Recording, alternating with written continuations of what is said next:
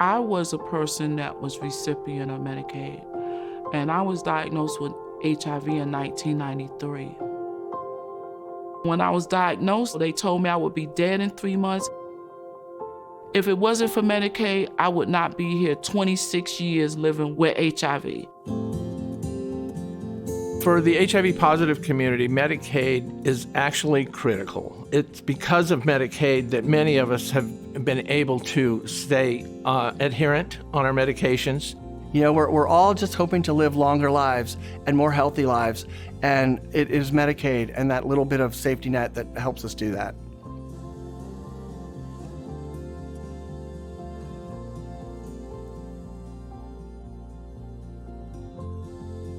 I was able to get my college degree, but Medicaid helped me get to that point. And it had not been for that service, I wouldn't have never made it.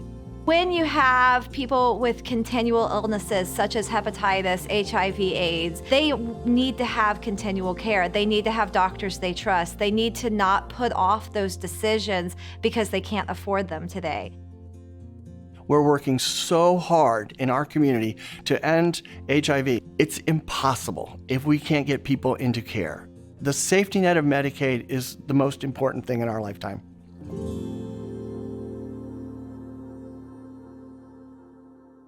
We work to equip people living with HIV to be able to talk specifically about the Medicaid program, to be able to engage their community in a way that makes sense to them, and to be able to get the information out there and to be able to increase and improve the health outcomes for their community. We've been really excited to think about some creative ways to educate the community about Medicaid. Well, I just want to walk through some basics about Medicaid. We don't want to confuse Medicaid with Medicare. Well, we've done a couple of different things. With Medicaid, it's not always a topic that people are super interested in. So oftentimes when we want to start a dialogue or conversation, we usually either make it super policy focused and have a training and go through the wonky bits, answer questions. But then sometimes we may just go to a restaurant or a bar and have an informal conversation and be able to gauge people's interactions with the program in a more casual way.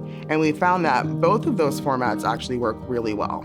The Port City gets ready to celebrate Pride this weekend. They call the event Rainbows, Doctors, Unicorns. My favorite event we did, we hosted a town hall that we called Doctors, Rainbows, and Unicorns, really highlighting a conversation about LGBTQ health and the role that Medicaid plays for people living with HIV, for gay, bisexual, lesbian, transgender people. North Carolina AIDS Action Network is getting people the care that they need by making sure that everyone who's eligible applies and gets it, and then knows how to use it. And then if something goes wrong, and they also know how to pick up for themselves too.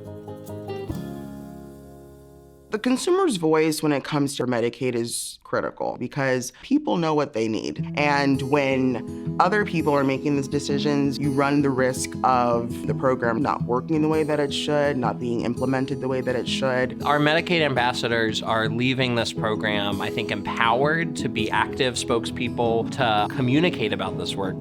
My conversations now can be much more informed.